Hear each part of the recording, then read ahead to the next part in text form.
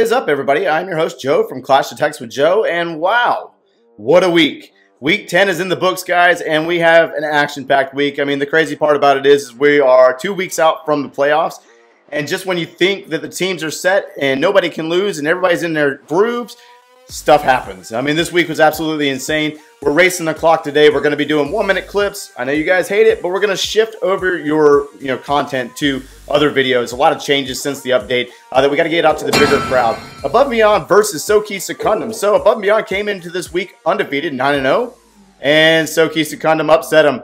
So the upset of the season, Above and Beyond, the Season 1 champs do fall to Soki Secundum. An absolutely insane war. Hats off to both clans here, man. But this war went literally all the way to the end. The final score in this war is 73-72, with Soki Secundum putting up 3 Town Hall 10 versus Town Hall 10 3-star attacks. Above and Beyond put up 2, and they fought all the way to the end, guys. You expect nothing less than Above and Beyond to produce a lot of high-powered stuff. It just didn't, they weren't able to follow through on the 3rd Town Hall 10 versus Town Hall 10 3-star to tie it up and go by percent.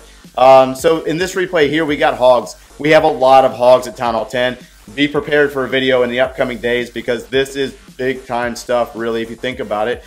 We've seen nothing but air, and now we are seeing hog riders at Town Hall 10 effectively, not just like plus or minus some.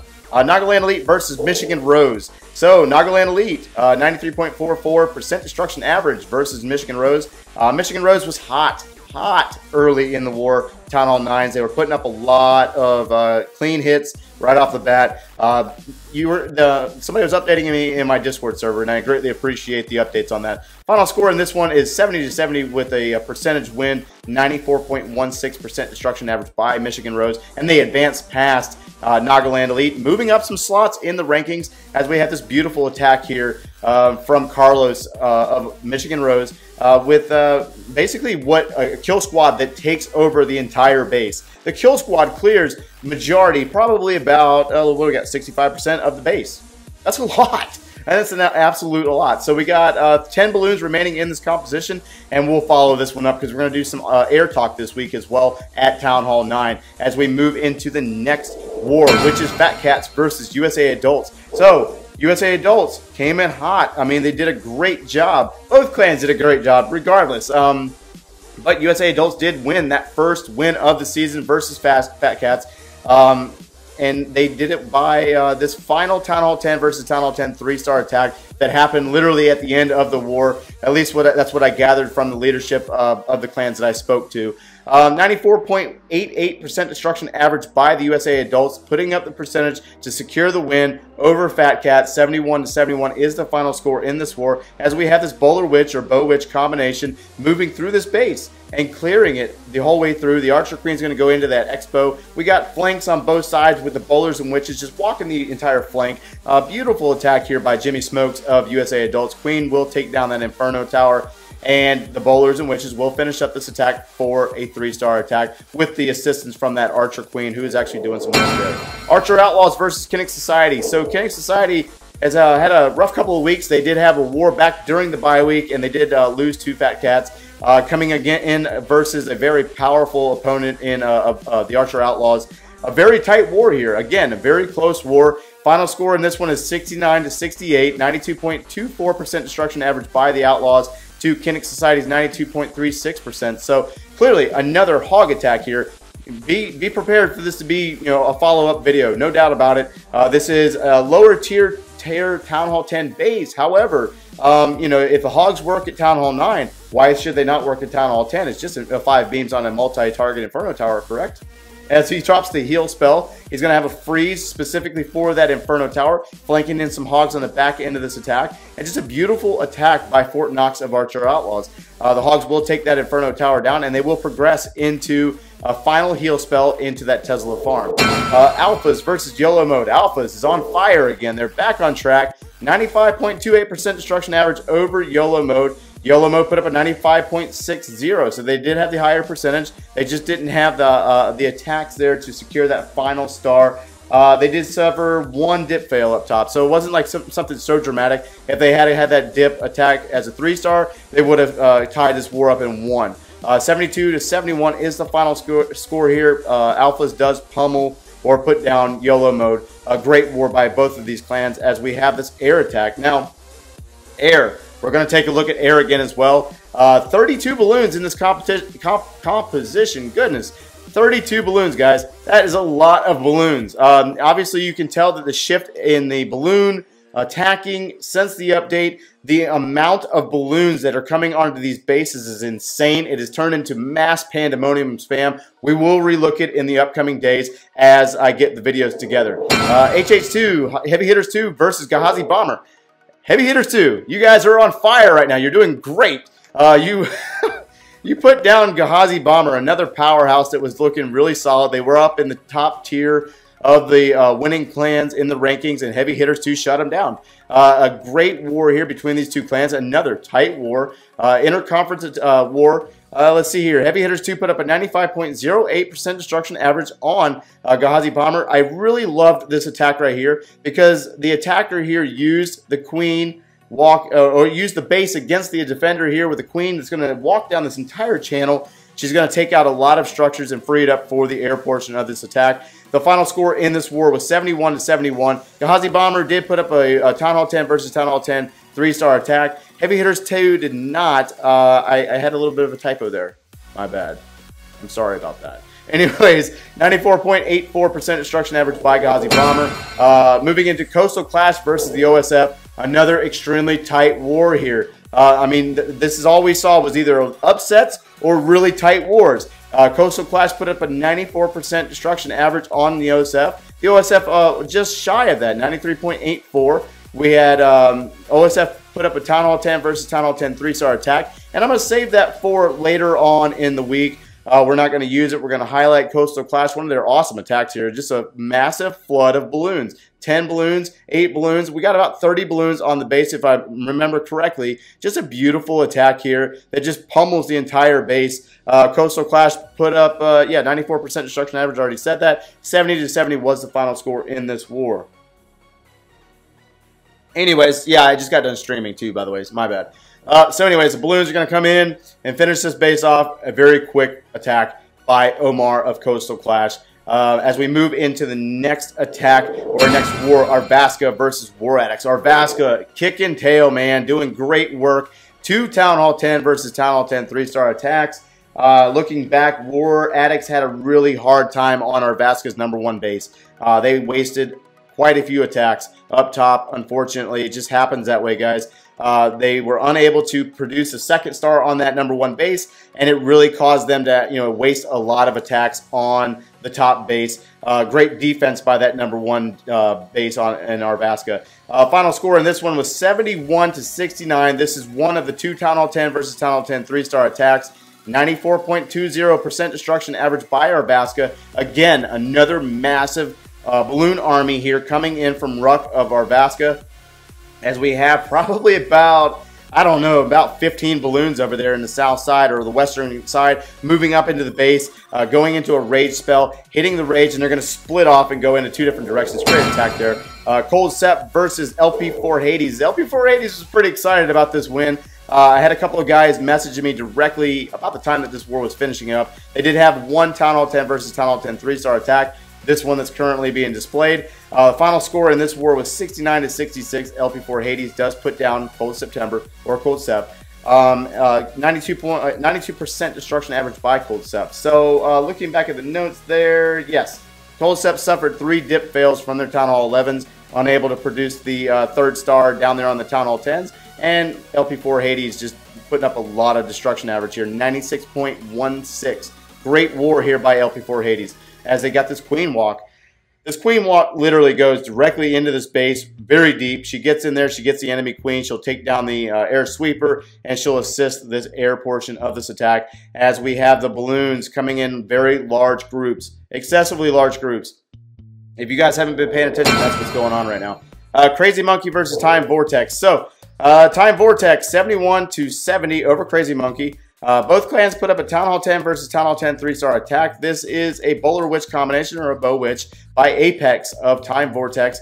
We've already displayed this type of strategy. This is nothing new. You guys have seen this multiple times. Excuse me for that. 95.60% destruction average by Time Vortex to the 95.24% destruction average by Crazy Monkey. Looking back at the war, just a really tight war. Not a lot of differences here between the two clans. Not a, major shifts in the dip fails or anything like that. Just a very tight war by both of these clans, as we have this Bowler Witch combination flanks up north, taking out the Inferno Towers, lower Town Hall 10 tier 1 base. Queen will go in and assist with the cleanup of this base. She takes out the air defense. She will take down that Inferno Tower. Just a great attack here by Apex. As we move into the next war, which is Doun A War versus Kapali. So, both clans, no Town Hall 10 versus Town Hall 10 3-star attacks this war, which is very surprising because both of these clans in the past couple of weeks have been quite productive. So, obviously, the defenses were there, and we're going to be looking at a Town Hall 9 air attack. Again, massive group of balloons coming in. The final score in this war is 71-68. Kapali upsets Doun A War, which with a 95.64% destruction average, as we have a large group of balloons hasted into a heal spell into this Tesla farm down in the southern compartment, and they will move through the rest of this base and they will sweep the entire base. Look at the massive group of balloons there. That's about 20 balloons piled up. This is nothing but spam, guys. We will relook this again. I sound like a broken record, but we have to. A lot of people are still trying to use the surgical air, and it's just not possible right now. The spam is where it's at. As we move into the next war, Violent Wizards versus Meet the Kings. Again, massive upset here. Violent Wizards upsets Meet the Kings, knocking Meet the Kings to 8-2. Violent Wizards puts up a 91.44% destruction average to Meet the Kings 90.32%. There was 2 attacks that weren't used on both sides. I'm sure that was a mutual agreement, and I really just didn't have time to ask. Final score is won by percentage. 67-67 is the final score, as we have this beautiful stoned hog attack that will come up from the south, taking out a lot of the base about about midway, and then the hogs will come in from the north and meet them about halfway. So it's just an awesome attack here by Big Joe 2.0 from the Violet Wizards. As a queen, will walk the entire eastern side of the base, flanking. We have a heal spell up north, skeleton spell that's going to assist the hogs, taking down the Expo and tying up that king is what it's really doing. As we move into House of L versus LexCorp. Now, if you guys aren't tracking back to date, House of L versus LexCorp, this war's got a lot of past, a lot of history here. LexCorp and House of L are very related. They've broken off from one another in the past, and yeah, just a really tight war here. 69-68 is the final score here. House of L does upset LexCorp, keeping LexCorp perfect on the season so far. 91.32% destruction average by House of L to 90.20 as we have this attack by Brakali. Looks like we have a standard Gobolo. And I really picked this attack because I wanted to show those of you that are not CWL, this attack strategy still does work on the correct base. It just depends on the base. As we have that Barbarian King's ability popped, he's tying up that queen. We have the balloons coming in. We got a haste spell, and now they're grouping up into a mass spam group, moving into the next war. Let's see here, 1001 crew versus Pinoy Violator MP. Oh man. 1001 crew puts up a 94.04% destruction average on Pinoy Violator MP and holding them to 1 star below them. Final score here is 70-69 as we have this awesome mass hog attack. Well, it's not mass hog. We got golems in there. And basically what's going to happen here is they are going to tie up a lot of the defenses. We got wizards working. We got a queen that's kicked out on the outside. She's assisting. The Barbarian King is assisted down in the south. And 3 different groups of balloons, or not balloons. Those are hog riders, Joe. They meet up into a heal spell into the location where there's an expo, 2 Teslas, a sweeper, and they're just going to sweep this entire right side of the base, western side of the base. This massive group of hogs is going to move through. We got 3 heal spells for this composition. A poison spell goes down for that Barbarian King, and possibility of the skeleton traps. LP3 Chiron versus JTJ. Another tight war here. JTJ upsets LP3 Chiron. Let's see here. I think Chiron had some issues in the dip department. Yeah, they suffered 2 dip fails. Unfortunately, it just happens that way, guys. There's nothing you can do to control it. LP3 Chiron did put up one Town Hall 10 versus Town Hall 10 3-star attack. And I did record that one for a later date, if I recall correctly. And we do have this massive group of balloons at Town Hall 9 powering through the base. Rage spell, poison spell for that Archer Queen, and there was a skeleton spell in there as well, taking her out as the balloons sweep the entire base.